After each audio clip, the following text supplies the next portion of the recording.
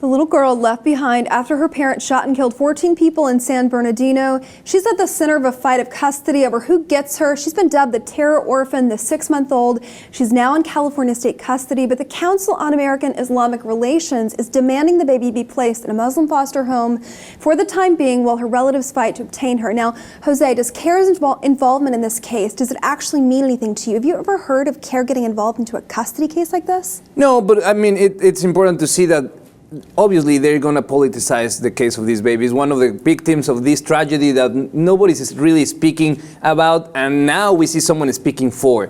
And at the same time, I understand the need for this girl not to be removed from the Muslim culture that she was intended to be brought up.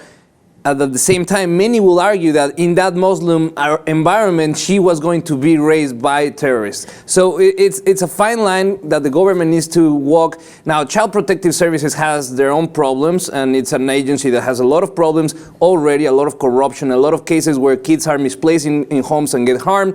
In this case, because of the context of this specific case of this girl, I think it's very important that we keep a vigilant eye. I agree she should remain in a Muslim country, in a Muslim household, because that's her culture. Right. I respectfully disagree because I don't think that religion has any place in deciding where a child is placed in the foster care system. You know, foster care homes, they're rare enough, you know, as they are with having an appropriate setting. You know, you want somebody who will care and love that baby and take care of her. And the religious aspect of this, and namely a national organization stepping up and saying, making a demand like that it has to be a Muslim home, you know, that speaks to the heart of this problem more than anything else, in my opinion. Yeah, but I think that what we need to look at is the fact that maybe the audience abroad, when they see the message that we have to take this baby out of the Muslim communities, we have to take this baby out of the Muslim upbringing because otherwise she's going to end up as a terrorist, I think that's a wrong message, and I think that's what exactly they're trying to prevent. Send the message that the girl is at risk in a Muslim home, that the girl is at risk of becoming like her parents that decided to have this massacre, and now she's being dragged to this. I think that at the heart we have a 6-month-old baby that has no idea what's going on around her, and now people is trying to politicize her life. Right.